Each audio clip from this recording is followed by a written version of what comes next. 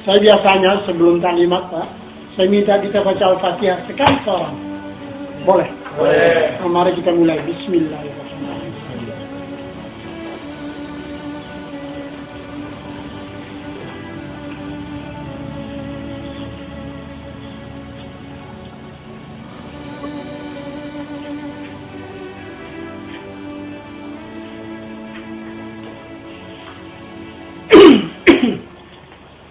Pertama-tama saya ucapkan selamat datang di rumah kelahiran Buya Hamka. Bahasa saya dimengerti? Buya Hamka lahir dengan nama Abdul Malik. Ya, lahir di sini, di kamar ini kamar orang tuanya. Ya, pada tanggal 17 Februari 1908. Ayahnya adalah seorang dokter Fiddin pertama di Indonesia dari Al-Azhar Mesir. Jadi ulama besar. Begitu Malik lahir, apa dia bilang? 10 tahun anak ini mau saya kirim ke Mesir supaya jadi ulama. Itu cita-cita ayahnya. Di sini sampai 6 tahun di rumah ini, disayang dimanja orang tuanya, kemudian dibawa ke Perampanjang. Ayahnya sedang membuat sekolah Madrasah Tawalib di Perampanjang. Malik di Perampanjang, dia masuk sekolah desa. Dulu sekolah desa namanya. Sekolah rendah sekarang itu. Sorenya dia masuk madrasah. Manjanya bukan main sehingga malas sekolah. Cuma sampai kelas 2. Ayahnya sedang mendirikan madrasah Tawalib. Anaknya ditaruh di Tawalib. Di sini ada satu adat. Anak laki-laki umur 10 tahun tak boleh lagi tidur di rumah orang tua. Tak punya kamar. Dia harus tidur di surau. Sana dia belajar agama, malamnya dia belajar pencaksilat bela diri. Karena di waktu itu masih penjajahan Belanda. Anak-anak muda harus bisa bela diri semua. Malik sampai menjadi pendekar. Tapi pada usia 13 tahun, terjadi sesuatu yang tidak diharapkan. Antara ayahnya dengan mertuanya, dan keluarga istrinya. Keluarga istrinya, terutama mertuanya, itu masih memegang adat Minang yang dipengaruhi oleh Buddha dan Hindu. Sedangkan ayahnya ini lulusan Al-Azhar, tentu Quran dan Sunnah Rasul. Perbedaan paham ini meruncing sehingga rumah tangga orang tuanya berpisah. Ibunya Malik pergi ke Deli Serdang, ayahnya di sini. Kalau kita jadi Malik, bagaimana perasaan kita? Yang pertama, kasih sayang tak dapat lagi. Yang kedua, tak bisa manja lagi. Mau pergi ke Deli Serdang dekat Medan, jauh itu. Di sana sudah menunggu stepfather. Pergi ke rumah ibu, bapaknya juga sudah menunggu stepmother. Berontak jiwanya. Dia sangat benci, kenapa harus ada perceraian. Akibatnya apa? Kalau dulu dia nakal karena manja, sekarang betul-betul nakal karena kecewa. Dia punya lastik, suka tembak-tembak orang. Tak ada salah, tak ada apa, dia tembak aja. Jadi banyak masyarakat yang mengadu ke ayahnya tentang kenakalan anaknya. Ayahnya ini seorang ulama besar, tentu malu lah punya anak nakal. Dicari anaknya di Perampanjang tak ada, Bukit Tinggi juga tak ada. Ketemu di rumah neneknya ini. Begitu datang, kemarahan yang disimpan dari Perampanjang tadi blow up, meledak. Ya, akhirnya bukan hanya mulut yang marah, kaki sama tangan ikut marah. Malik wajahnya merah, badan tak sakit, perasaan yang sakit. Rasa sama dia ayahnya tak sayang lagi karena. Akhirnya Malik dia pergi ke tepi tasik, berpikir dia. Ayahnya di waktu marah mengatakan, aku tak pernah bercita-cita kau jadi nakal. Aku ingin kau jadi ulama. Di tepi tasik dia coba memilih di antara dua, nakal atau ulama. Akhirnya dia berpihak kepada ulama. Cuman tak tahu bagaimana caranya. Dari Tasik dia naik ke Jalan Besar. Sambil mendaki sedikit itu, hatinya berkata lain. Aku tak pantas di kampung. Ayah sudah tak sayang, orang kampung pun tak suka. Begitu sampai di Jalan Besar, ada rombongan orang mau ke Bengkulu. Merantau. Orang sini perantau semua, Pak. Dia ikut saja karena sudah ada niat meninggalkan kampung. Dari sini ke Bukit Tinggi itu jalan kaki dulu. Belum ada jalan. 8 jam lamanya menyusuri rimba. Sampai di Bukit Tinggi, ada mobil berangkat ke Bengkulu. 2 hari 1 malam perjalanan, Malik disuruh makan tak mau, minum tak mau. Ya, pikiran sedang kacau, hati gundah gulana karena perceraian. Akhirnya apa? Sakit campak. Karena sakit campak oleh rombongan tadi, kepala rombongan yang merantau tadi bawa pulang dia. Diserahkan ke ayahnya di Padang Panjang. Sama ayahnya dimasukkannya dibawa ke Batipuh Padang Panjang. Dia obati di sana. Singkat cerita sembuh. Begitu sembuh baru malam dia berpikir. Kemanapun pergi kalau orang tua tak tahu celaka kita katanya. Paginya dia datang ke ayahnya. Ayahnya sama-sama salat subuh. Begitu ayahnya selesai berdoa, dia lihat ke belakang, anak sudah duduk di sana. Malik berkata, ya. Ayahnya bilang, apalagi ini anak nakal. Malik mengatakan, aku mau ke Jawa ya. Apa yang kau cari di Jawa? Orang Jawa cari agama ke sini, kata ayahnya. Jadi itu pesantren yang di Jawa, termasuk Gontor, itu lepasan tawalib. Memang ayahnya ini pionir Islam yang menurut Quran dan Sunnah dia yang di Indonesia. Malik tidak minta izin, dia cuma memberitahu. Apapun bujukan ayahnya supaya tetap tinggal, dia tetap diam aja. Akhirnya apa? Bosan pula ayahnya di sana. Apa kata ayahnya?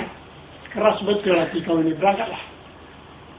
Tapi sampai di Jawa kau temui abang iparmu di Pekalongan. Itu abang iparnya di bawah jam itu.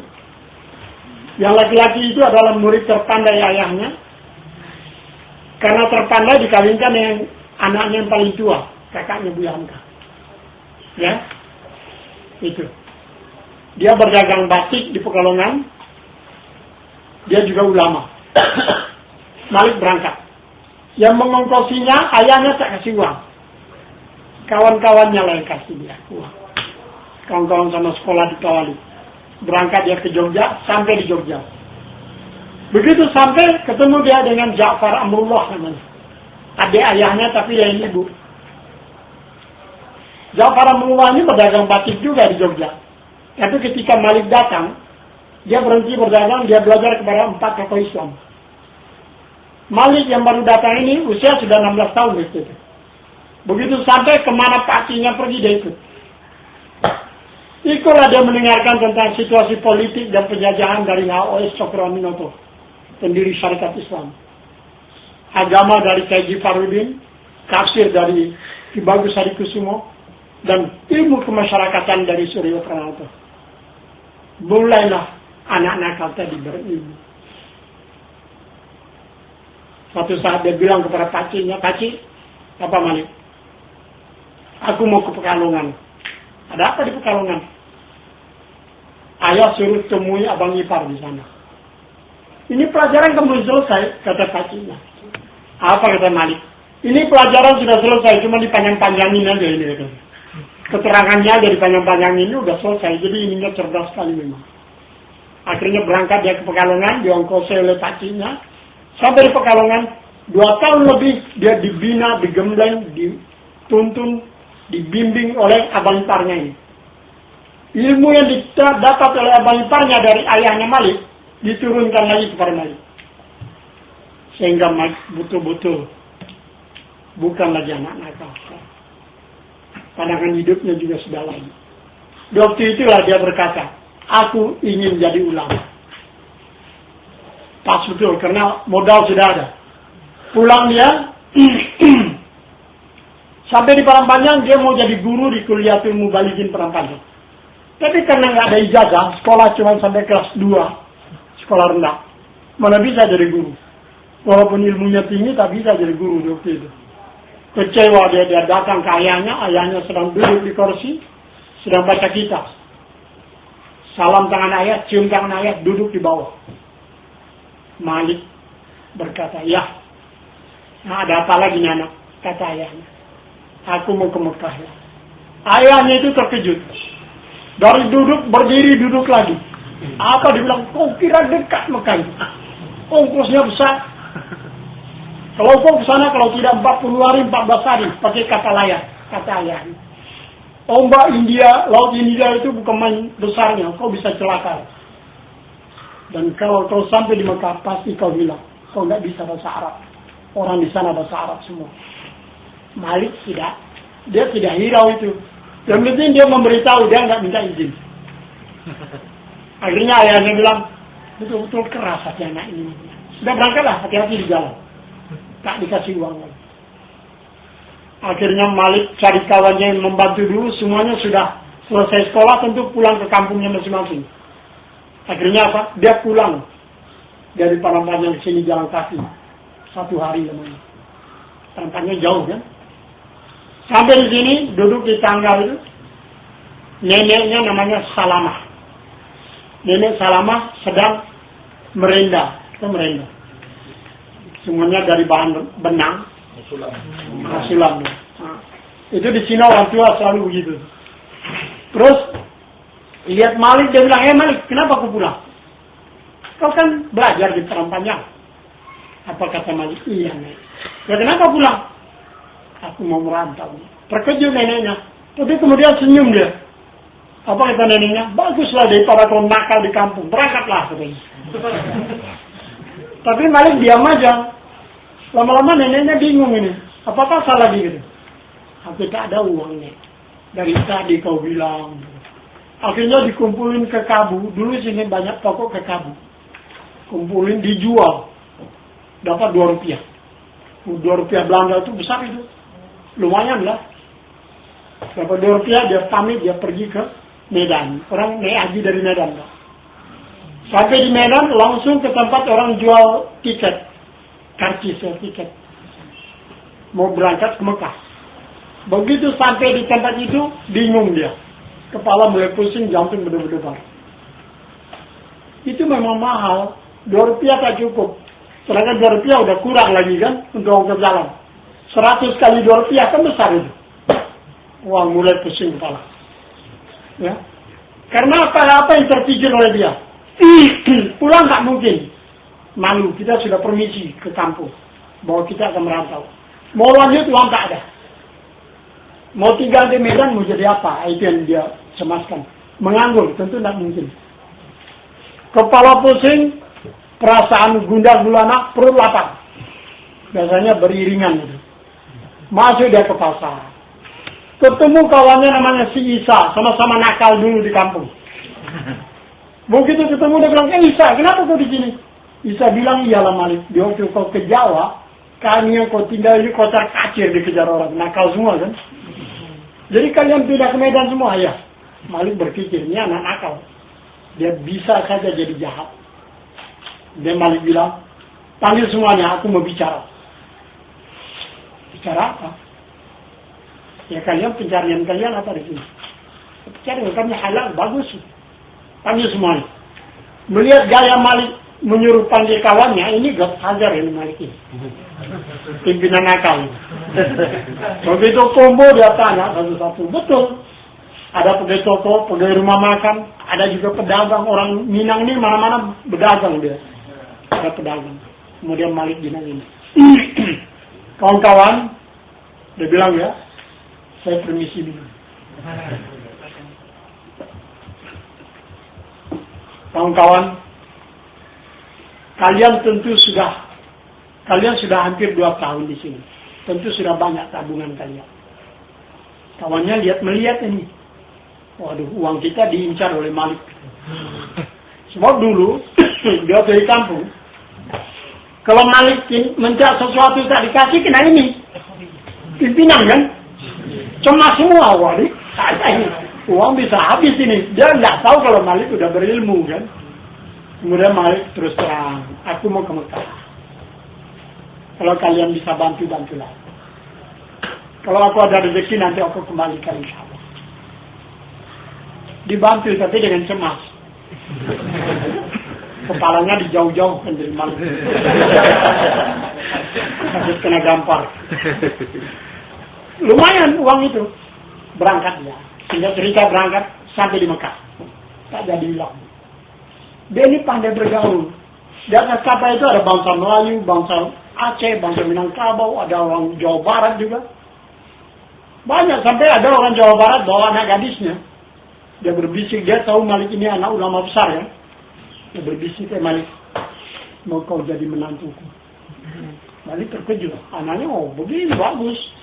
Tapi Malik bilang apa? Aku bukan cari bini, saya cari ilmu. Tak jadi ya. Sampai di Mekah dengan kawan-kawannya yang dia kawin selama di kapal, keliling Mekah. Sampai dia tahu seluruh Mekah. Baru dia berpikir, ini negeri asing, aku harus kerja. Dia cari kerja, dapat satu percetakan buku. Di situ ada bangsa Melayu yang telah menerjemahkan dan menafsirkan bahasa Arab ke bahasa Melayu. Tapi yang menulis belum ada. Itulah kerja Malik di tempat itu. Tak lama dia kerja, tahu pula dia, kalau yang punya percetakan ini adalah mertua dari Syekh Ahmad Khatib Minangkabau. Orang Bukit Tinggi yang tak mau pulang-pulang kampung, karena tak setuju dengan adat Minang yang masih dipengaruhi oleh animisme, dinamisme, Buddha dan Hindu tadi. Tak pulang-pulang dia. Akhirnya kawin dia dengan seorang putri, masih keluarga kerajaan Arab Saudi. Karena dia termasuk anggota kerajaan, dijadikanlah mufti di Masjidil Haram. Malik dari tempat kerjanya ke Masjidil Haram itu jalan kaki dekat. Dekat sekali. Di situ, di saat itu, sebelum salat ada pelajaran agama 2 jam. Beruntung sekali Malik dapat ilmu yang begitu bagus. Dengan bahasa Quran, bahasa Quraisy. Halus. Tak lama dia belajar, tahu pula dia kalau ayahnya dulu, sebelum jadi dokter Fidin, juga belajar dengan Syekh Ahmad Khatib. Samalah ilmunya dengan ayahnya sekarang. Menjadilah Malik seorang ilmu agama atau mendekati ulama. 8 bulan di Mekah, datang bulan haji, naik haji, dia pulang ke Medan. Singkat cerita, sampai di Medan, dia cari Isa sama kawan-kawan di pasar.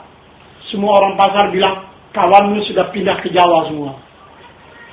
Kecewa juga Malik. Tapi uang disimpan, salarinya besar ini di sana. Disimpan, dia mulai mengarang. Karangan pertama, Siti Sabariyah, dikarang waktu usia 8 tahun. Itu dia, pakai topi bulat di atas itu. Sebesar itu kalau bicara dia tidak seperti kita ini, pantun semua. Berpantun. Ya. Isinya pantun semua. Bahasanya bahasa Minangkabau, ya. Tulisannya tulisan jari. Dulu orang nggak mau tulisan ABCD, nggak mau karena itu tulisan penjajah. Orang tulisan jari. Di waktu dia sampai di Medan dari Mekah itu usia sudah 19. 16 tahun ke Jogja, 2 tahun di Pekalongan, 18 ya. 8 bulan di Mekah, 19. Kemudian mengarang lagi, dijemput mama, merantau ke Delhi dan di bawah lindungan Ka'bah. Yang terakhir ini sedang beredar di Jakarta, film lindungan Ka'bah, di bawah lindungan Ka'bah. Tapi wartawan berkata, heran gitu. Setiap orang keluar bioskop selalu menghapus air mata. Jadi nampaknya itu film sedih sekali. Ya. Lalu dengan kawan-kawannya dia menerbitkan majalah Islam Pedoman Masyarakat. Disitulah karangan tadi bersambung karena nama belum terkenal. Nama sudah berubah. Haji Abdul Malik nama dia. Karim ayahnya, Amrullah datuknya, Hamka. Sampai orang baca begitu tertarik, mana Hamka, terutama orang Makassar. Kepingin sekali ketemu. Sedang dia asyik mengarang, datang surat dari kakaknya yang di Pekalongan. Pendek, Malik, dan pulanglah. Ayah rindu padamu. Dia kan dari Mekah belum pernah pulang. Ayah rindu padamu. Dibalas pendek, aku belum mau pulang. Aku belum jadi orang yang berguna lagi. Tak jadi pulang. Tapi ketika abang iparnya ini pergi ceramah ke Aceh, pulangnya dia cari ada istrinya di Medan. Ketemu sedang mengajar. Dia sepatah bilang, ambil bajumu pulang. Tak bisa jawab. Soalnya abang iparnya ini yang merubah wataknya kan dia. Gurunya. Guru dalam hidupnya ini. Bukan ayahnya. Pulang. Sampai di kampung. Ayah. Selalu dia kalau ketemu ayahnya sering sedang membaca kitab. mutawa'ah. Salam sama ayah, cium tangan ayah, duduk di bawah. Ayahnya dengan berlinang air mata berkata, Malik, hebat kau ya. Sampai juga kau ke Mekah tanpa uang. Dia kan nggak dikasih uang. Jadi ayahnya bilang, ini anak pergi nggak pakai uang. Tanpa uang. Dia nggak tahu kalau kawan-kawannya mengongkosi kan. Malik diam aja. Dia apa kata ayahnya, sorbanmu mana? Jubahmu mana? Malik bilang apa? Yang mana bisa aku beli? Aku kan tak ada uang ya. Ayah langsung marah. Ini salah kau katanya. Kemana saja kau pergi tak pernah minta uang. Tapi hati Malik berkata lain. Bukan aku tak minta uang, ayah tak mau kasih gitu. Tapi ayahnya nggak dengar itu. Itu ucapannya sama saya, dicerita sama saya. Akhirnya apa? Ayahnya masuk ke ruangan dalam, dibawa jubah warna daun pandan. Ini jubah sangat disayang ayahnya. Hanya dipakai Idul Fitri Idul Adha. Selatan kanan. Malik bawa itu jubah. Ayahnya bilang, kasih di kamar. Dia pergi ke kamar. Tapi dia senyum. Ayahku sayang padaku. Dikasih baju yang tersayang. Nah, sampai di dalam dia pakai lah. Tinggi sama ini orang. Anak bapak ini sama tingginya. Tapi Malik gemuk. Agak gemuk. Karena dia sedang berkembang kan. Jadi jubah itu pas dan gagah. Sedang dia pakai begitu, datang orang dari kampung lain di Perempanjang ini, meminta ayahnya ceramah di situ. Nah, orang yang datang ini bilang, dari kampung lain, kota lain sudah kumpul banyak. Ramai sudah. Tunggu Dr. Karim Anwar memberikan tausiah. Dia kan ulama besar nih. Ayahnya terdiam sebentar, kemudian senyum. Berkata hatinya, apalah ilmu yang didapat Malik di Mekah. Dia panggil anaknya, Malik, sini kamu. Malik pakai jubah. Pakai apa? Iya. Enggak kau ya. Malik diam aja. Ada apa ya? Sekarang kau pergi ke kampung sana, wakilkan ayah ceramah. Begitu dengar kampung itu, wajah pucat jantung begini. Karena dulu waktu nakal, dari yang paling kecil sampai yang tua, tak ada suka sama dia. Dia nakal sekali. Tidak ada seorang pun yang tidak pernah kena lastik di kampung itu. Tapi ayahnya keras. Berangkat ya. Dia mau buka jubah. Kau sudah haji. Berangkat. Terpaksa berangkat. Sampai di tempat orang ramai, dari jauh orang lihat. Banyak melihat. Ada satu yang bicara. Kenapa Dr. Karim memakai baju daun pandan? Ini kan bukan hari raya. Gitu. Memang bukan dia kan. Sudah gak dekat, datang lagi ucapan. Nah, kemarin masih kurus, sekarang udah gemuk. Tapi begitu dekat, nampak wajahnya parut. Bekas campak di bengkung. Baru orang ibu, ini kan anak-anak kau dulu nih. Ada satu lagi bilang, iya, pokok ubi kawi saya satu ladang dicabut semua. Wah, ada lagi jambu satu pohon, mangga satu pohon, habis ini. Wah, orang mulai perangi cerita sambil berbisik. Malik tetap berdiri di mimbar karena dia mau punya ayah. 1 menit sampai 5 menit orang masih berbisik. Tapi begitu Malik mulai mengucapkan ayat dan hadis, ditafsirkan dan diterjemahkan dengan sastra yang begitu bagus, dan dia bicara dengan hati bukan dengan ini, yang terima juga hati, orang terdiam. Disampaikan risalah Islam begitu bagusnya dengan kisah-kisah nabi-nabi. Orang mulai terpaku, terpukau. Kalau istilah di sini, kalau jatuh jarum,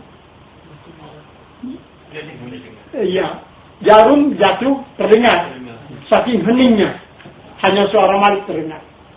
Terakhir dia menghabisi ceramahnya, dia berdoa. Karena dia bicara dengan hati, air matanya berlinang. Apa dia bilang? Ya Allah, ampunilah kami. Air mata berlinang. Begitu sampai kami, ingat dia bagaimana penderitaannya. Mulai dia merantau dari kampung ke Bengkulu, ke Jogja, Pekalongan, Medan, Mekah. Tak sedikit pun orang tuanya membantu kalau tidak ada teman-teman. Penderitaan yang begitu hebatnya terasa di saat dia pidato itu. Begitu dia bilang, kami bertobat kepada engkau, air mata berlinang dan tetes. Orang yang tadi membicarakan kenakalannya ikut menghapus air mata. ikut sedih. Akhirnya ada seorang laki-laki di tengah yang banyak berdiri dengan lantang berkata, wafat ayahnya yang ulama, anaknya pengganti. Akhirnya di saat itulah dia disebut Buya atau ulama. Justru orang yang memberikan nama Buya ini orang yang tadinya benci sama dia. Tak lama di kampung dia kembali ke Medan, dia selesaikan karangannya. Pada usia 21 tahun datang lagi surat ayahnya. Sebenarnya surat itu dari pakciknya atau bapak kecilnya ya. Tapi alamat di luar ayahnya, tapi di dalam tulisannya pakciknya. Isinya apa? Malik wajib pulang. Malik baca, wah kalau wajib ini bukan sunat ini gitu. Ini harus pulang nih. Pulang dia. Ternyata di kampung sudah disiapkan kawan hidup. Itu yang wajib minta. Akhirnya pada usia 22 tahun yang calon istrinya 15 tahun dulu mudah-mudahan sudah married dia. Ya. Setelah married dia ke Medan lagi, majalah diserahkan kepada kawannya. Yang pertama meminta dia datang itu adalah Makassar. Dia datanglah ke Makassar dengan istrinya. Di Makassar itu dia bangun masjid dan tabligh school.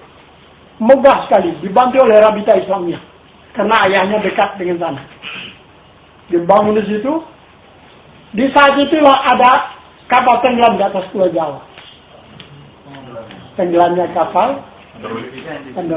Wah, kalau nggak baca rugi. Karena di situ ada kisah Buya Hamka pribadinya. Ya, dia buat itu, kemudian bersambung di pertemuan masyarakat, dia pulang ke Perantauan. Orang itu tambah tertarik kepada mana Hamka. Sampai di Perantauan, sekarang dia jadi guru karena ilmunya sudah cukup. Pada tahun 49 dia ke Jakarta ketemu dengan Bung Karno, presiden pertama. Bung Karno ini sering ke sini, ke tempat ayahnya ini.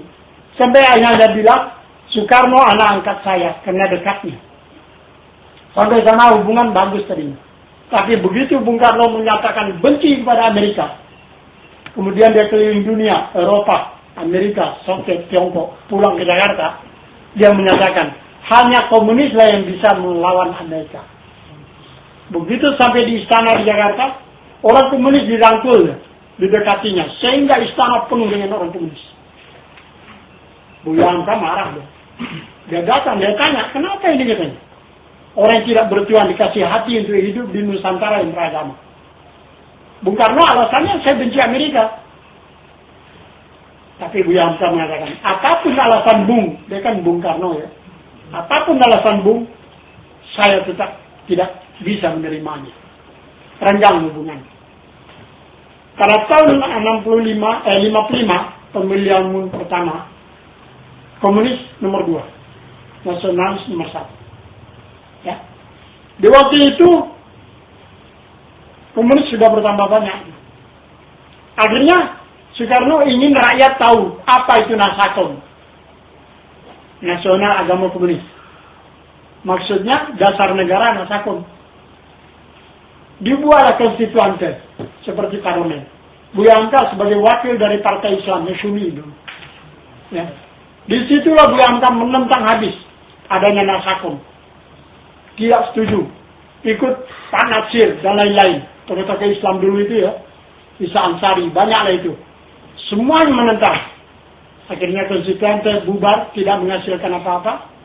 Karena tidak ada persetujuan, kembali ke Pancasila. Hubungan dengan Soekarno putus Buya Hamka. Putus sama sekali. Bukan lagi saudara angkat. Tidak. Musuh jadinya. Tahun 63, komunis yang sudah puluhan juta berniat mau merebut kekuasaan secara total tahun 65.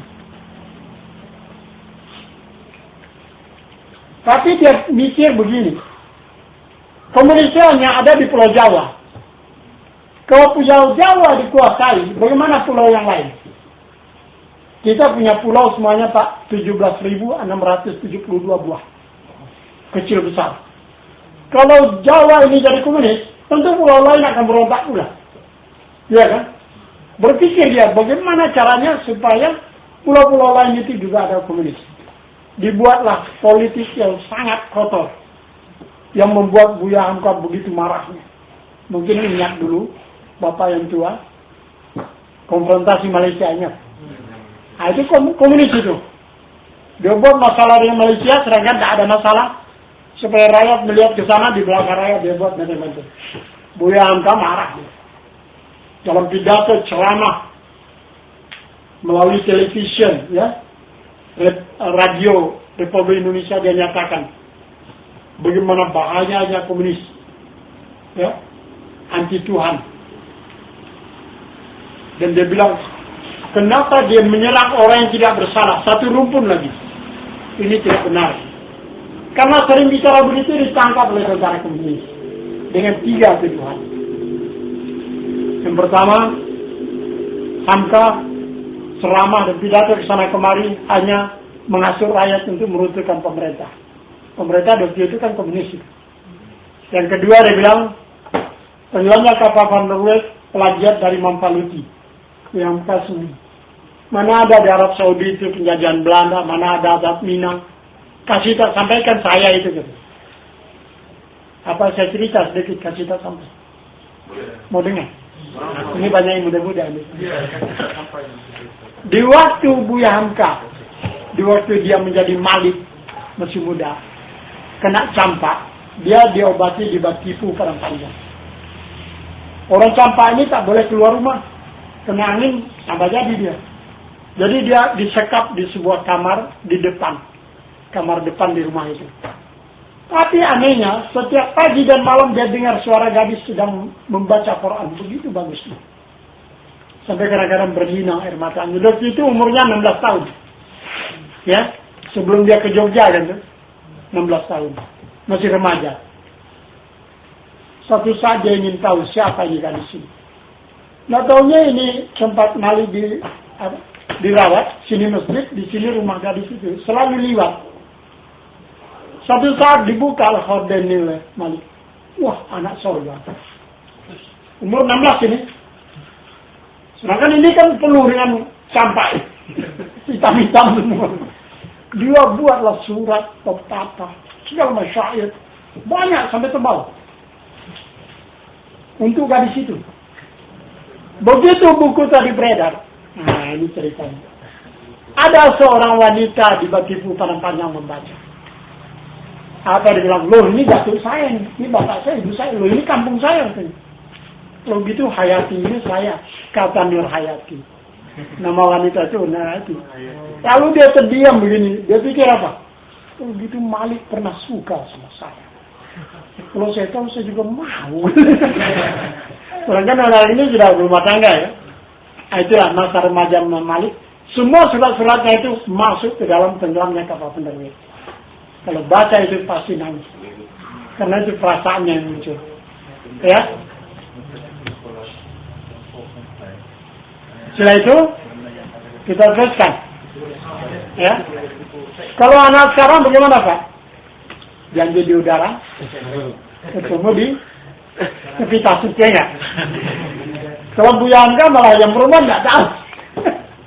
Enggak tahu sudah jadi buku saja. Nah itu bedanya Buya Hamka dengan kita sekarang. Bahasanya pun bagus oleh kasih tahu sampai. Oh, wah bukan main itu. Dan yang memfitnah itu adalah Pramudia Anantatur. Bukunya beredar di Malaysia, Gerilya. Itu seniman komunis itu. Nggak tahu juga sebelum matinya mungkin sudah tobat, nggak tahu lah. Allah itu kan kadang-kadang memberikan hidayah.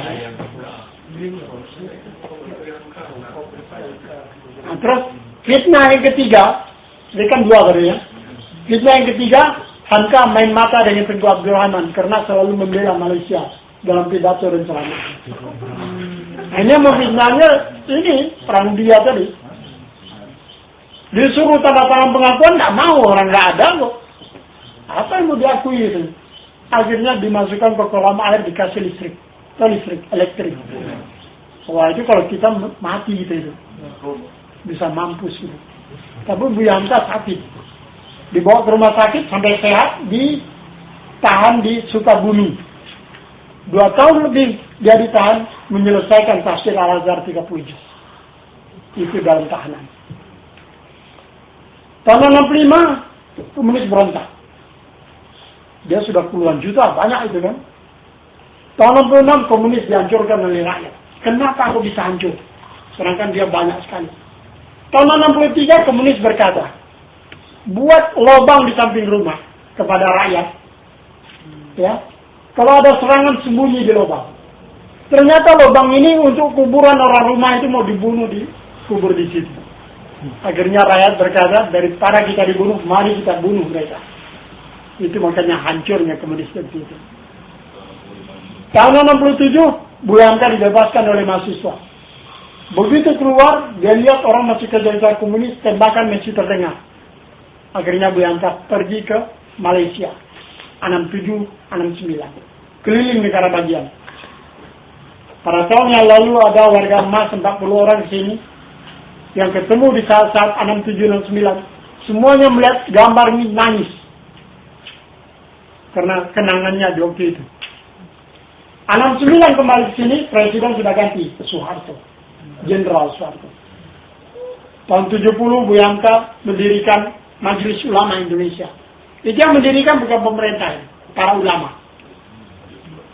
Karena kita baru saja berhadapan dengan komunis, jadi para ulama berkumpul menjadi satu membuat Majelis Ulama Indonesia. Bu Hamka jadi ketua. Pada tahun yang sama, komunis sisa-sisanya yang sedikit itu membuat masalah. Kalau misalkan hari ini dia bakar masjid, 2 minggu sudah itu dia bakar gereja. Dia mau adu orang agama. Bu Hamka tahu, dipanggil 5 agama, Buddha, Hindu, Protestan, Katolik, Islam, kumpul mereka sidang.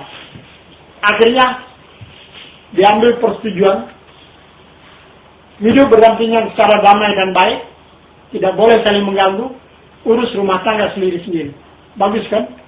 Jadi nggak ada misionaris, nggak ada apa-apa, semuanya sendiri-sendiri. Orang komunis nggak berani lagi, orang ini sudah damai. Tahun 74, Bu Hamka dapat undangan dari Tun Razak. Mendapat gelar doktor persuratan di UKM. Nah, itu bajunya dalam lemari. Itu ada rektor dari UKM berjanji mau mengganti baju itu yang bagus. Tapi alhamdulillah mungkin lupa, mungkin biarin aja. Tolong ingatkan, itu baju Buya itu sudah tua sekali itu. Maksudnya ini disimpan sebagai kenang-kenangan yang baru pada sana. Kita lanjut. Ya. Tahun 76, Razak wafat. Tahun 77, nah ini Soeharto yang kejam dan keras itu. Soeharto ini pernah dulu membuat Petrus, penembak misterius. Yang ditembak katanya penjahat, yang tahunya para ulama, tokoh-tokoh muda Islam, sampai 200 orang. Heboh dulu tuh. Akhirnya dari angkatan bersenjata yang berpihak kepada Islam menghantam mereka itu. Ternyata orang yang membunuh Petrus ini tidak ada tentara, bekas-bekas penjahat semua. Ya. Nah, sekarang Soeharto ini membuat Natal bersama. Orang Islam boleh masuk gereja. Dulu kita punya jenderal namanya Beni Burdani, Pak. Mungkin ingat ya. Ini orang Kristen fanatik. Dia tekan pemerintah buat Natal bersama, orang Islam boleh masuk gereja. Bu Hamka mulai berpikir, ini agama yang 5 ini kan sudah damai. Kalau terjadi itu tentu perdamaian hilang. Iya kan? Akhirnya Bu Hamka dengan 5 agama panggil semua wartawan. Tadi malam Menteri Agama menerangkan, menyampaikan kepada rakyat melalui televisi. Paginya semua wartawan dipanggil. Apa itu Bu Hamka? Haram orang Islam masuk gereja, begitu juga sebaliknya. Kami sudah komit tidak saling mengganggu. Kenapa ini terjadi? Heboh Nusantara. Akhirnya 5 agama ini pergi ke pemerintah bertanya, apa maksudnya Natal bersama? Pemerintah mengatakan toleransi beragama. Bu Hamka menjawab, kalau soal akidah tidak ada toleransi, lakum dinukum. Tapi kalau kehidupan bermasyarakat, lihat kami 5 agama datang. Kami damai dengan baik. Tapi akidah kami sendiri-sendiri. Heboh di luar membuat pemerintah terpaksa menghentikan rencana Natal bersama. Dan keluar fatwa MUI, Majelis Ulama Indonesia yang terkenal, yang menyatakan haram. Ya. Keluar itu dihentikan, diangkat mundur dari Majelis Ulama Indonesia. Diganti oleh kawannya. Kemudian diangkat pergi ke Amerika, mencari bangsa Melayu di negara-negara bagian. Di Amerika, dia ceramah, pidato, seminar, dan lain-lain. Setelah 4 bulan di sana, dia pulang singgah di Mesir mendapat gelar doktor untuk bukunya Tafsir Al-Azhar. Ya, terus pulang ke Jakarta. Tapi ada satu yang aneh, sampai saya bertanya. Asal dari luar negeri pasti singgah di Malaysia. Saya tanya itu, kenapa dia singgah di situ? Itu kampung saya yang kedua gitu. Saya pernah 2 tahun di sana. Tapi karena saya dekat sama beliau, setiap bulan itu paling tinggi 5 kali. Paling banyak bisa 20 kali satu bulan. Yang pertama mengisi acara di RTN. Yang kedua menjadi dosen, lecturer di university. Yang ketiga seminar. Yang keempat menghadiri acara-acara kerajaan. Dia kan sangat terkenal beliau di sana. Jadi memang banyak di sana daripada di Jakarta. Kemudian dari Jakarta dia pergi ke Irak. Sebelum sampai di Irak, dia haus. Ya saya maksudnya. Sampai di Irak, mencoba konferensi tingkat tinggi Islam dunia, mencoba mendamaikan Irak sama Iran. Tapi Sunni sama Syiah ini bisa damai kalau sudah kiamat. Nggak bisa. Syiah itu benci kepada para sahabat. Bagaimana bisa damai? Sekarang pun berbunuhan di Irak. Tapi di saat itu perang berhenti, damai tak ada. Tapi perang berhenti. Pada tahun 81 Buyanka pergi ke Taif mencoba mendamaikan Palestina sama Israel. Ya, itu pun tak damai. Malah Palestina hancur sekarang, kan hancur sekarang. Pulang dia. Sampai di Jakarta, akibat dari siksaan tahun 63, baru terasa setelah tua. Sakit sebulan, 2 minggu di rumah sakit, seminggu koma. Menjelang subuh, tanggal 22 Ramadan, Wihanka wafat. Tapi ada peristiwa sedikit. Di waktu itu dokter mencoba supaya Wihanka ini tetap bernafas, dikasih oksigen. Dikasih ini, apa? Ya, tetap dikasih ya. Supaya tetap kelihatan di monitor itu bergerak. Nggak tahunya, dokter ini ingin semua anaknya hadir dulu. Pada jam 10 pagi, anak-anaknya hadir.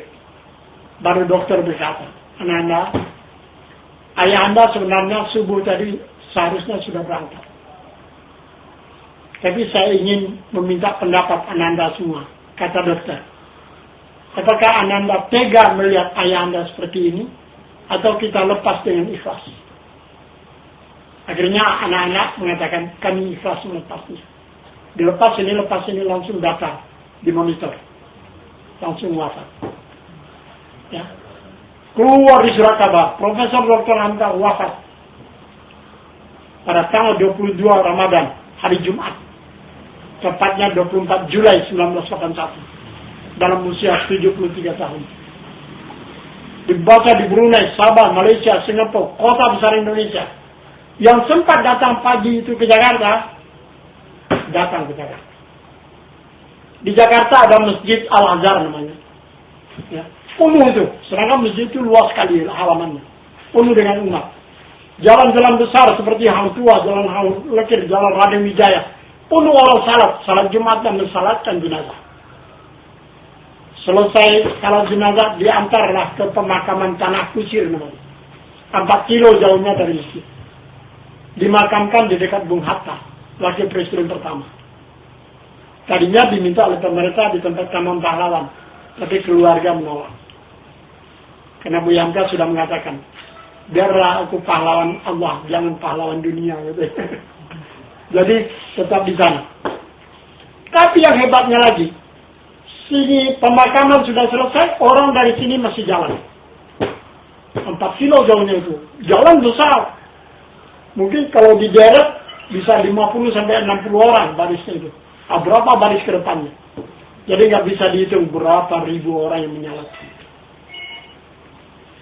Yang istimewa lagi 5 agama tadi, yang pakai baju rai, baju pendeta, baju ulama, berpuluh orang mengantar. Karena yang wafat ini ketuanya. Dari kisah ini ada 5 hal yang kita perhatikan. Yang pertama, kalau saja orang tuanya tidak berpisah, ini kehendak Allah ya. Mungkin kita tidak akan jumpa Malik sebagai ulama, tapi anak manja. Karena perpisahan itu, maka dia bersemangat jadi ulama. Ya enggak? Yang kedua, kalau sesudah perpisahan dia tidak jadi nakal, mungkin tidak berani dia berhadapan dengan Soekarno yang diktator. Suara yang keras dan kejam. Tapi nakal itu dijadikannya jihad untuk membela agama. Yang ketiga, kalau saja Buya Hamka tidak memberikan pengertian kepada rakyat, bahayanya komunis. Di tahun 65, ya, 63 dia kasih tahu kan. Mungkin di tahun 65 itu negara ini sudah jadi negara komunis. Karena dia puluhan juta kan. Tapi rakyat yang menghancurkan mereka. Yang keempat, kalau Buya Hamka tidak tegas-tegas menyatakan haram Natal bersama, mungkin banyak orang Islam masuk gereja dan murtad. Karena di gereja itu ada namanya holy water. Holy water itu kena tetes saja berubah. Ya, sini sekolah menengah banyak itu, seperti kemasukan jin. Dia nggak tahu Yesus, bicara ini. Terus, wow, ya begitulah kira-kira. Ya. Yang kelima, kalau Buya Hamka tidak dalam penjara di waktu itu, kan dia dalam penjara. Mungkin tafsir Al-Azhar Quran yang 30 juz itu tidak akan selesai. Seolah-olah Allah menyuruh tetaplah di penjara, kalau engkau keluar dibunuh oleh komunis. Karena komunis sangat benci sama dia. 5 hal. Tapi yang utama sekali, dia lahir memang untuk umat. Dia mencapai menjadi ulama itu, tidak ada yang membantu dia selain kawan-kawannya yang sama-sama nakal dulu. Iya kan? Ayahnya. Itulah Buya Hamka menyelesaikan bukunya 137 judul, Pak. Semuanya. Tapi itu tidak dicetak di sini, dicetak di Malaysia. Sejak ada masalah dengan Soekarno. Oleh Pustaka Antara dulu. Sekarang Pustaka Dini. Dia punya anak 10 orang, 2 wafat, 8 ada di Jakarta. Ada 1 yang mendekati. Namanya Profesor Dr. Ali Hamka. Dia seorang lecturer.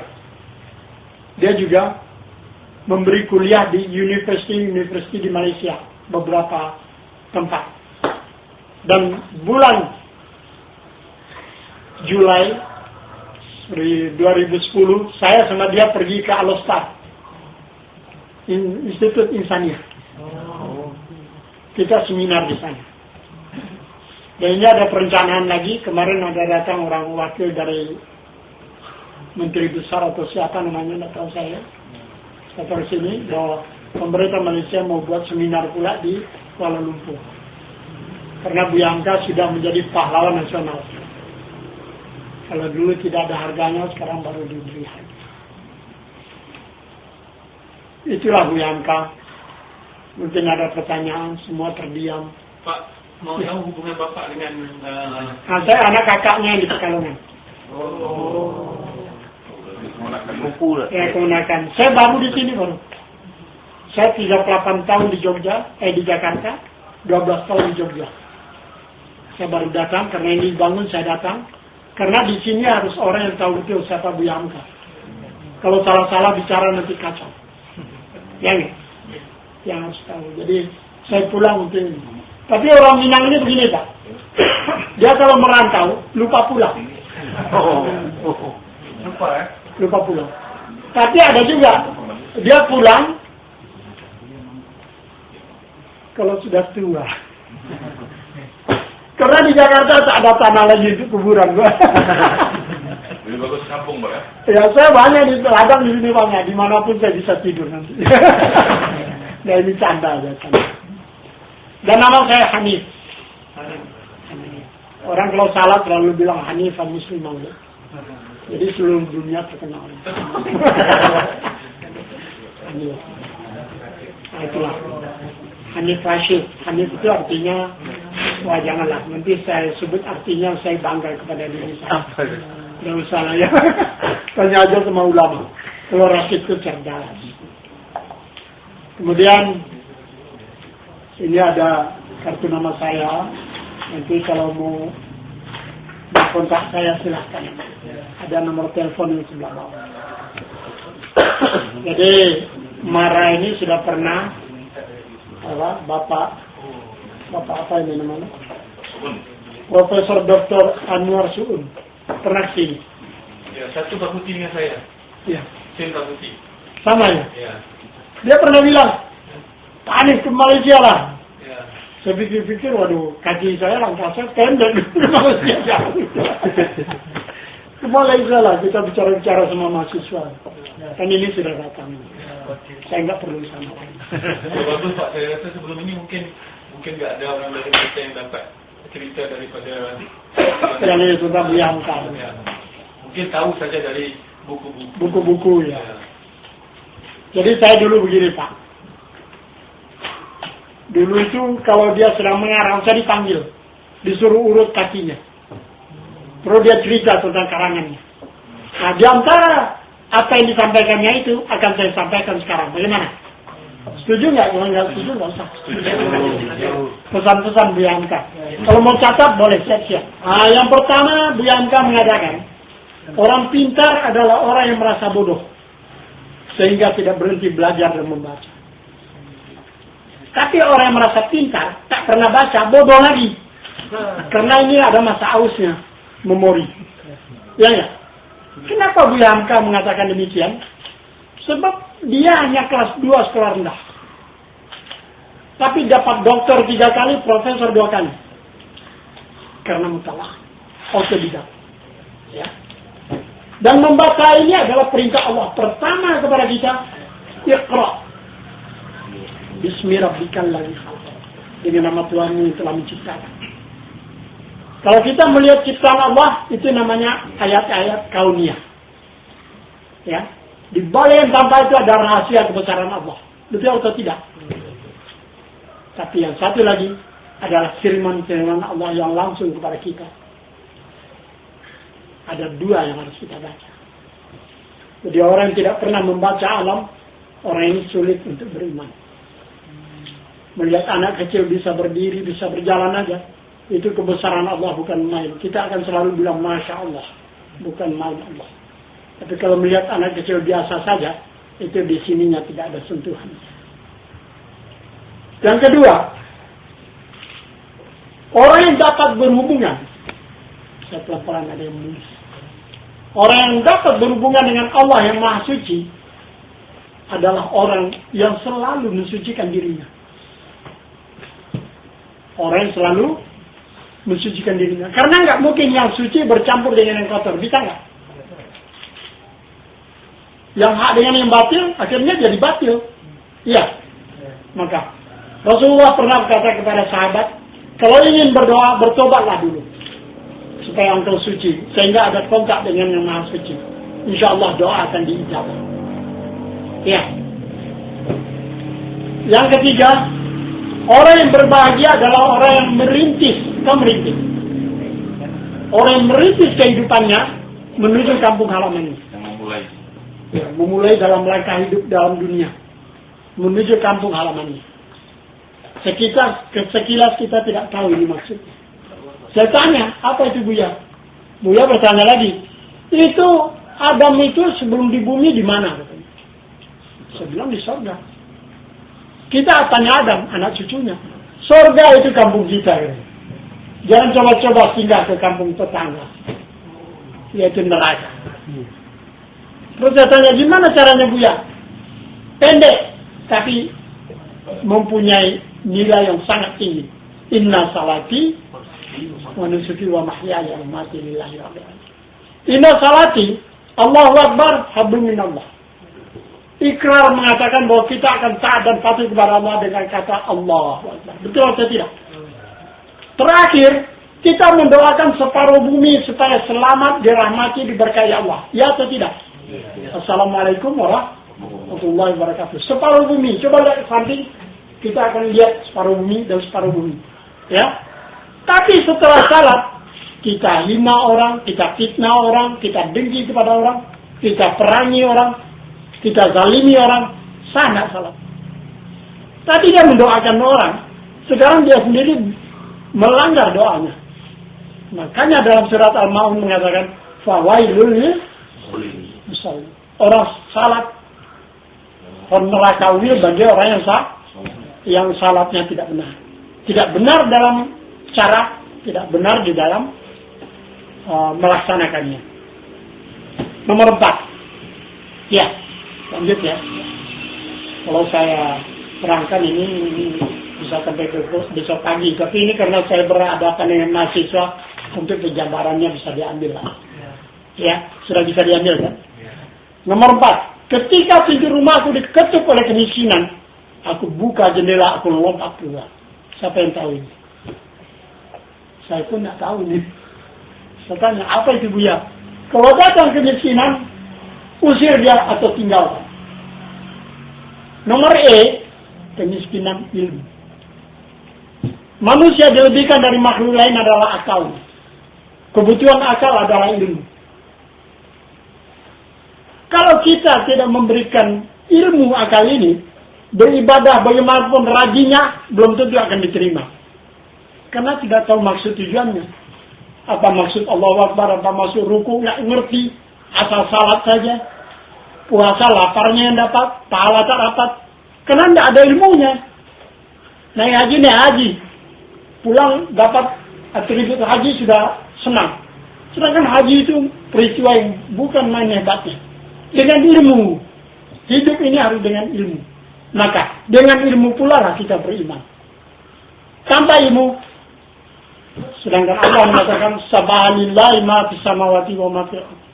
Bergemuruh suara mensucikan Allah dari bumi dan langit, dari langit dan bumi. Dari bumi mulai dari kuman kecil sampai ke gajah. Dari lumut sampai ke gunung, ya. Dari pasir sampai batu-batu besar, semuanya bertasbih. Begitu juga di langit. Meteor, semuanya benda langit itu semuanya bertasbih mensucikan Allah. Yang tidak mensucikan Allah dua cuma. Malaikat dan jin. Ini orang sombong, ya bukan main. Sampai-sampai Allah mengatakan, jangan berjalan sombong di atas bumi. Karena engkau tidak akan bisa menembus bumi dan menembus langit. Ya. Kita lanjut. Ya, lanjut. Pak, yang saya itu malaikat dan jika iblis dan jin. Apa itu? Yang tidak menyucikan Allah. Tidak, malaikat sama jin. Jin itu ada yang Islam. Bahwa kalau setan, iblis itu jin juga, cuman yang kafirnya jam namanya. Hah? Apa? Enggak, yang tidak kafir kepada Allah itu kan jin dan manusia, bukan malaikat. Jin dan manusia. Jin dan manusia. Mungkin saya salah sedikit, mungkin karena belum minum, supaya tidak salah ngomong lagi. Iya. Sekarang ini seperti anu juga, harus ada pelumasnya. Yang di kemiskinan iman. Kalau kita ke rumah sakit, pernah nggak lihat orang dikasih oksigen? Di sini kalau oksigen itu kan membantu orang supaya tetap hidup kan. Itu kalau sampai setengah tahun, ratusan juta. Mahal sekali. Kalau di Malaysia mungkin ribuan ringgit. Ya. Puluhan ribu ringgit lah. Mahal nggak? Mahal. Sekarang Bapak tanya. Kita setua ini, dari mulai lahir oleh ibunda tercinta, sudah menghirup oksigen Allah. Pernah membayar? Itu harus dibayar. Orang ke rumah sakit aja membayar. Masa kepada Allah nggak bayar? Enak aja. Harus bayar. Dengan apa? Tidak ada yang gratis. Dalam hidup ini nggak ada yang gratis. Tidak ada yang gratis. Hati Allah, hati orang. Sudah ada yang gratis. Ngapain pun ngapain itu bahasa Betawi. Iya. Apapun kerja kita tetap tercatat, tidak ada yang gratis. Ya enggak, Pak? Dan harus dipertanggungjawabkan nanti. Ada satu peristiwa saya cerita sedikit, boleh? Boleh. Di Seling. Ada orang mempunyai ilmu hitam. Tahu ilmu hitam? Orang ini punya ilmu, dikena peluru, kena apa saja, enggak mempan. Jadi enggak mati-mati. Ke bawah. Tapi satu saat sakit dia. Kalau sakit itu kan dari dalam tubuhnya. Ya, ya. Enggak bisa mati-mati juga. Sampai seminggu. Begini. Payah matinya. Dibilangkan ke saya, Pak, ada apa? Ini ibu ini sakit. Sudah seminggu dia rohnya tidak lepas. Ya, sudah teruskan. Nah, akhirnya saya datang ke sana, Pak. Saya lihat ibu itu begitu terus, perempuan. Tapi punya ilmu. Ilmu setan ini banyak perempuan yang terima. Bukan laki-laki. Perempuan banyak. Maka dia itu waswasil khannas itu perempuan itu. Apa waswasul binas itu diarahkan kepada perempuan. Terus saya bisikkanlah ke telinganya. Al-Mu'minun ayat 115. Hai jiwa. Tapi bahasa Arabnya ya. Apakah kau kira kau diciptakan Allah main-main? Dan kau tidak sadar bahwa kau akan kembali kepada Allah untuk bertanggung jawab. Saya baca itu, baca lagi selanjutnya. Allah yang berkuasa di arsy, yang maha perkasa dan maha kuasa. Lepas dia. Rohnya itu lepas. Yang dipanggil rohnya, jiwanya itu. Jadi kita ini tidak ada yang percuma. Kalau selagi malaikat masih sanggup mencatat, catatan itu tetap akan menjadi kewajiban di akhirat nanti. Kan tidak ada yang percuma. Tapi adalah hebatnya. Begitu orang berniat jahat, ya, malaikat sebelah kanan berkata kepada malaikat kepada kiri, jangan kau catat itu, tunggu 6 jam. Kalau 6 jam dia lakukan itu perbuatan, baru catat. Kenapa 6 jam? Setelah subuh, orang salat duha ya. Berniat jahat dia. Belum sampai 6 jam sudah datang lagi panggilan Allahu Akbar. Tidak jadi dia berbuat. Niat jahat lagi. Datang lagi asar Allahu Akbar. Tidak jadi berbuat. Itu maksudnya yang 6 jam itu. Malam sesudah Isya. Belum lagi berniat. Datang lagi niatnya untuk salat tahajud. Tidak jadi niat jahat. Paham? Kita lanjutkan. Terus imam tadi tidak ada yang pray, tidak ada yang percuma ya. Jangan dianggap ada yang percuma, salah. Miskin akhlak. Manusia ini diciptakan dari 6 tanah bumi. Salah satu tanah itu adalah tanah hitam, kotor, lumpur, busuk. Kemudian Allah membuat seperti tembikar, mirip manusia di surga.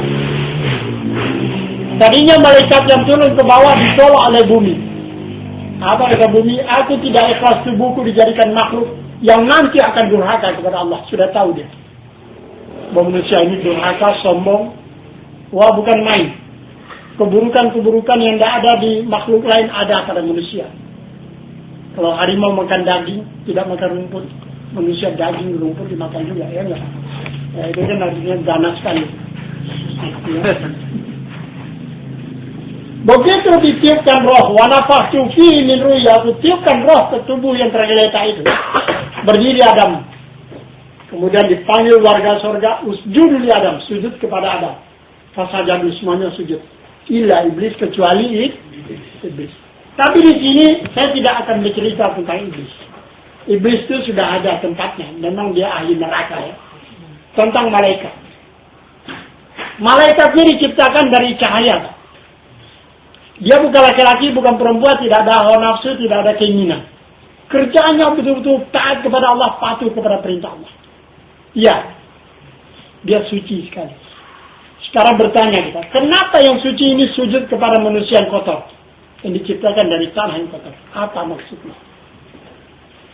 Yang pertama menyatakan manusia adalah makhluk yang mulia dari seluruh makhluk yang ada di bumi. Ya. Yang kedua, manusia harus lebih taat dari malaikat. Paling sedikit sama dengan malaikat kepada Allah. Kalau ingin jadi manusia. Karena Allah mengatakan, wa ma khalaqtul jinna wal insa illa liya'budun. Tidaklah aku ciptakan jin dan manusia, tujuannya cuma satu. Mengabdi kepada Allah. Jadi kalau ada kita di antara kita yang tidak mengabdi kepada Allah, tolong dilepaskan atribut manusianya. Karena yang manusia itu yang mengabdi kepada Allah. Ya. Jangan diteruskan ya. Pahit nanti. Yang keempat, miskin harta. Adik-adik semuanya dari Malaysia kalau tak ada mata, mau lihat apa di sini? Tidak ada kan? Kalau tidak ada kaki bisa berjalan di sini. Kalau telinganya tuli, saya cerita gini kan tidak tahu apa-apa. Kalau saya tanya nggak bisa jawab karena bisu ya nggak. Sempurna kan badan ini. Berpikir cerdas, mata bisa melihat, hidung bisa mencium. Lidah bisa merasa, telinga bisa mendengar, kan semuanya lengkap ini. Ini sudah kekayaan. Silakan. Ini kekayaan yang harus kita pelihara baik-baik. Sampai Allah mengatakan, ku anfusakum wa ahlikum nar. Itu termasuk kepada kekayaan yang kita pakai ini. Dia diciptakan dengan suci, sucikan dia. Jangan sampai dia kotor. Karena semuanya ini akan jadi saksi nanti. Mata, mulut, telinga, semuanya jadi saksi. Itu perlunya kesucian. Tapi bagi umat Islam, itu ada janji Allah. Wa may yattaqillaha yaj'al lahu makhraja wa yarzuqhu min haitsu la yahtasib. Kalau betul-betul kita bertobat, betul-betul bertakwa, betul-betul dekat dengan Allah, Allah akan memberikan rezeki tanpa dihisab, tanpa dihitung. Lah yahtasib. Dari manapun dapat. Jadi kalau dekat dengan Allah, ada jaminan dari Allah. Ya. Terus, last but not least. Boleh? Boleh. Kalau kita sudah tidur malam, ya, pagi kita bangun kan memulai hidup. Ya. Kita bangun pagi, memulai hidup, berjuang dalam kehidupan dunia, betul? Kenapa kita tidak menghadap Allah? Mau bekerja, mau kuliah, mau berdagang, mau apa saja, mau bertani, mau apa, menghadap Allah dulu. Ada masanya jam 7 sampai setengah 11. Salat dulu. Itu salat untuk melangkah di bumi, minta izin kepada Allah. Dan Allah akan menyelamatkan sampai sore dan diberi rezeki yang bermanfaat. Yang kedua, kalau di waktu orang semua makhluk tidur, bangunlah. Datangi Allah dengan salat tahajud. Ya, manfaatnya apa? Allah akan menerangi kuburan yang gelap. Nanti dia gelap, terang gitu, terang gelap. Karena kita selalu menghadap Allah, mendekati Allah. Diselamatkannya di alam barzah. Yang ketiga, puasa dan sedekah. Puasa itu kan sebulan. Tapi yang sebenarnya puasa itu seumur hidup. Mempuasakan diri dari dosa. Kita makan, kita minum segala macam. Tapi puasakan diri dari dosa. Berarti kita suci kan? Ya? Sudah itu balaslah kasih sayang Allah itu dengan menyayangi hamba-hamba Allah yang miskin. Dengan sedekah. Yang pertama, kita mempuasakan diri dari dosa supaya tidak berdosa. Yang kedua, kita membalas kasih sayang Allah itu dengan membela yatim piatu, fakir miskin, segala macamnya. Maka Allah nanti akan melancarkan siratal mustaqim. Seperti sinar kita langsung ke surga. Karena di ujung sana surga, di bawah neraka. Ini kalau salah, tanyakan ke beliau ya. Jangan salah, saya nggak tahu apa-apa ya. Sorry ya, saya nggak terlibat. Nomor 4. di akhirat nanti, semua kita ini berbahasa Arab. Ya atau tidak? Ya. Akan ditanya, marabuka. Kita nggak tahu bahasa Arab. Oh, saya nggak tahu itu ini. Oh, dilecut. Ya, dengan lecut api. Tapi bagaimana supaya kita lancar, fasih menjawab pertanyaan mungkar nangkir yang berbahasa Arab? Biasakan lidah ini membaca Al-Quran. Sering-seringlah membaca Al-Quran.